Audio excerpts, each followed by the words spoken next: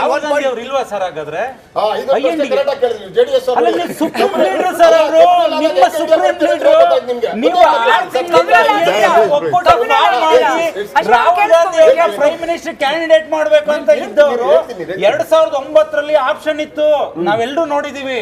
ಅವ್ರು ಆಗ್ಲಿಕ್ಕೆ ಆಪ್ಷನ್ ಇತ್ತು, ನಿಮ್ಮಲ್ಲಿ UPA ಗವರ್ಮೆಂಟ್ ಇರುತ್ತೆ. ಇವತ್ತಾದ್ರೆ ನೀವು ರಾಹುಲ್ ಗಾಂಧಿ ಅವ್ರನ್ನ ನಿಮ್ ಸುಪ್ರೀಂ ಲೀಡರ್ ನ ನೀವು ಫೇಸ್ ವ್ಯಾಲ್ಯೂ ತಗೊಂಡ್ ಬರಲ್ಲ. ಮೋದಿ ಹತ್ರ ಬಿಟ್ಬಿಟ್ಟು ನೋಡಿ ಸರ್, ನಾವು ಓಪನ್ ಆಗಿ ಡಿಕ್ಲೇರ್ ಮಾಡಿದ್ದೀವಿ. ಒಂದು ಒಳ್ಳೆ ನಾಯಕ, ದೇಶ ಒಂದು ಜಾಗತಿಕ ಮಟ್ಟದಲ್ಲಿ ಒಳ್ಳೆ ಒಂದು ಹೆಸರು ದೇಶಕ್ಕೆ ಬರ್ತಿದೆ ಅಂತ ಗುರುತಿಸಿದೀವಿ. ನಿಮ್ಮಲ್ಲಿ ಏನಾಗಿದೆ? ಫೇಸ್ ವ್ಯಾಲ್ಯೂಗೆ ಏನಕ್ಕೆ ಹೋಯ್ತು? ನೀವು ನಮ್ಮ ಅಲ್ಲ ಸರ್, ಏನಕ್ಕೆ ಸರ್ ಈ ತರ ಆದ್ರೆ? ರಾಹುಲ್ ಗಾಂಧಿ ಅವ್ರನ್ನ ನೀವು ಇಗ್ನೋರ್ ಮಾಡಿದ್ರೆ ಯಾರನ್ನ ಇಟ್ಕೊಂಡು ನೀವು 2024ರಲ್ಲಿ ಚುನಾವಣೆಗೆ ಹೋಗ್ತೀರಾ?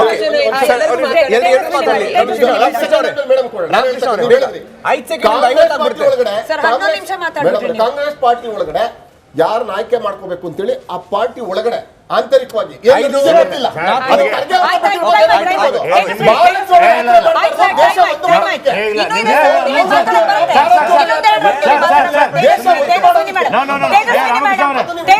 ನಿಮಗೆ ಎಷ್ಟು ಸ್ಥಾನ ಬರುತ್ತೋ ಅದಕ್ಕಿಂತ ಡಬಲ್ ನಿಮಿಷ ಮಾತಾಡಿದ್ರಿ. 22ರಿಂದ 25 ನಾವು ಕರ್ನಾಟಕವನ್ನ ಸೀಮಿತವಾಗಿ ಇಟ್ಕೊಂಡು ಮಾತಾಡೋಣ. ಗ್ಯಾರಂಟಿ ಪರಿಣಾಮ ಬೀರಿರೋ ಸಾಧ್ಯತೆನ ಬಿಜೆಪಿ ವೋಟ್ ಪರ್ಸೆಂಟೇಜ್ ಅಲ್ಲಿ ಹಾಗೆ ಸೀಟ್ ಪರ್ಸೆಂಟೇಜ್ ಅಲ್ಲಿ ವ್ಯತ್ಯಾಸ ಆಗ್ಲಿಕ್ಕೆ ಇಲ್ಲ. ನಾನು ಗ್ಯಾರಂಟಿಗಳ ಬಗ್ಗೆ ನಾವೇನು ಅಲ್ಲ ಅಂದಾಜು ಮಾಡೋದೇ ಇಲ್ಲ.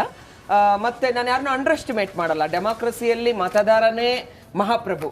ಆದರೆ ನಿರಂತರವಾದ ಸಂಘಟನೆ ಇದೆ ನಮ್ಮದು. ಮತ್ತೆ ನಾವು 3ನೇ ಸಲ ಹ್ಯಾಟ್ರಿಕ್ ಜಯ ಸಾಧಿಸಬೇಕು ಅಂದ್ರೆ ಅಂಡರ್ ಎಸ್ಟಿಮೇಟ್ ಮಾಡೋಕ್ಕಾಗಲ್ಲ.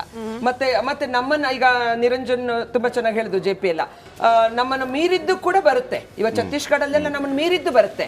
ಹಾಗಾಗಿ ಇವತ್ತು ನಿರಂತರವಾದ ಸಂಘಟನೆ ಬೇಕು, ಇಶ್ಯೂಸ್ ಬೇಕು. ನಾನು ಅನ್ಕೊಳ್ತೀನಿ ಭಾರತ ಒಂದು ಒಳ್ಳೆಯ ವೇಗದಲ್ಲಿ ಅಭಿವೃದ್ಧಿ ಕಾಣ್ತಾ ಇದೆ ಮತ್ತು ವಿಶ್ವ ಮಟ್ಟದಲ್ಲಿ ಸಾಧನೆ ಮಾಡ್ತಾ ಇದೆ ಅನೇಕ ಸವಾಲುಗಳ ನಡುವೆ. ಮತ್ತೆ 30 ವರ್ಷಗಳ ಸಮ್ಮಿಶ್ರ ಸರ್ಕಾರ ಅತಂತ್ರ ಒಂದು ರಿಸಲ್ಟ್ ನಂತರ 10 ವರ್ಷಗಳಿಂದ ಒಂದು ಸ್ಥಿರ ಸರ್ಕಾರ ಭಾರತದಲ್ಲಿದೆ. ಮತ್ತೆ ಮೋದಿ ಅಂತಹ ಒಬ್ಬ ದಿಟ್ಟ ನಾಯಕರು ಯಾರು ಮೆಚ್ಚಲಿ, ಅವರ ಟೀಕೆ ಮಾಡೋದಕ್ಕೆ ಹಕ್ಕಿದೆ ಕಾಂಗ್ರೆಸ್ ಪಕ್ಷಕ್ಕೆ, ನಾನು ಅದನ್ನ ಬೇಡ ಅಂತ ಹೇಳೋದಿಲ್ಲ. ಆದ್ರೆ ಅವರು ಒಬ್ಬ ಲೀಡರ್ ಅನ್ನ ಕಂಡುಕೊಳ್ಳೋದ್ರಲ್ಲಿ ಒಂದು ರಾಷ್ಟ್ರೀಯ ಪಕ್ಷವಾದಂತ ಕಾಂಗ್ರೆಸ್ ಹಿನ್ನಡೆ ಅನುಭವಿಸಿದೆ. ಮತ್ತು ಇಷ್ಟು ರಿಸಲ್ಟ್ಸ್ ಬಂದ್ರೂ ಕೂಡ ಇವತ್ತಿಗೂ ಕೂಡ ಬೇರೆ ಮಿತ್ರ ಪಕ್ಷಗಳದ್ದು ಅದೆಲ್ಲ ನಾವು ಈಗ ಅಟಲ್ಜಿ ಇದ್ದಾಗಲೂ ಕೂಡ ಸಮ್ಮಿಶ್ರ ಸರ್ಕಾರ ಮಾಡಿದ್ದೀವಿ.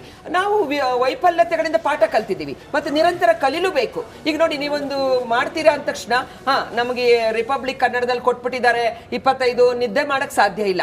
ಅದು ಎಷ್ಟೋ ಕಡೆ ಕ್ಯಾಂಡಿಡೇಟ್ ಯಾರು, ಅಲ್ಲಿ ಇಶ್ಯೂಸ್ ಏನು, ಅವತ್ತಿನ ಕಾಲಕ್ಕೆ ಯಾವ ಇಶ್ಯೂ ತಗೊಂಡ್ಬರ್ತಾರೆ ಅಂದ್ರೆ ನಿರಂತರವಾದ ಒಂದು ಪ್ರಯತ್ನ. ಒಬ್ಬ ಯೋಧ ಆಯುಧ ಇದ್ರೆ ಸಾಕಾಗೋದಿಲ್ಲ, ನಿರಂತರವಾದ ಅಭ್ಯಾಸ ಬೇಕು. ಹಾಗೆ ಸಂಘಟನೆ, ಕಾರ್ಯಕರ್ತರ ಪ್ರಯತ್ನ ಮತ್ತು ನಾಯಕರ ಒಂದು ಪರಿಶ್ರಮ ಜೊತೆಗೆ ಸರ್ಕಾರದ ಸಾಧನೆಗಳು ಮತ್ತು ದಿಟ್ಟ ನಾಯಕತ್ವ, ಈ ಎಲ್ಲ ಅಂಶಗಳು ಸೇರಿ ಮತ್ತು ನಮಗೆ ಇವತ್ತಿನ ಹೊಂದಾಣಿಕೆ ಕರ್ನಾಟಕ ರಾಜ್ಯದಲ್ಲಿ JDS ನಾವು ಹೊಂದಾಣಿಕೆ ಮಾಡ್ಕೊಂಡಿರ್ತಕ್ಕಂಥದ್ದು ಒಂದು ಪ್ಲಸ್ ಪಾಯಿಂಟ್. ಮತ್ತು ಅಲ್ಪಸಂಖ್ಯಾತರ ಬಗ್ಗೆ ಹೇಳಲೇಬೇಕು ಸ್ಮಿತಾ. ನಾನು ಹೇಳೋದು ನೋಡಿ, BSY ಕಂಡ್ರೆ ಅಲ್ಪಸಂಖ್ಯಾತರು ಪ್ರೀತಿಸ್ತಾರೆ.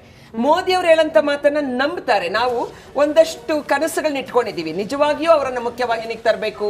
ಆ ಸಮಾಜದಲ್ಲಿ ಹೆಣ್ಣು ಮಕ್ಕಳ ಸಮಸ್ಯೆ ಇದೆ, ನಮ್ಮ ಪ್ರಯತ್ನ ನಾವು ಮಾಡ್ತೀವಿ. ಅವ್ರು ನಮ್ಮ ನಂಬಲಿ ಬಿಡ್ಲಿ, ನಮ್ಮ ವಿರೋಧಿಗಳು ಏನಾದ್ರೂ ನಮ್ಮ ಪ್ರಯತ್ನ ನಾವು ಮಾಡ್ತೀವಿ. ಖಂಡಿತ ಇದರಲ್ಲಿ ಯಶಸ್ಸನ್ನು ಕಾಣ್ತೀವಿ. ಒಂದು ಒಳ್ಳೆಯ ಭಾರತವನ್ನ ನಿರ್ಮಾಣ ಮಾಡೋದ್ರಲ್ಲಿ ಮೋದಿ ಅವರ ನಾಯಕತ್ವ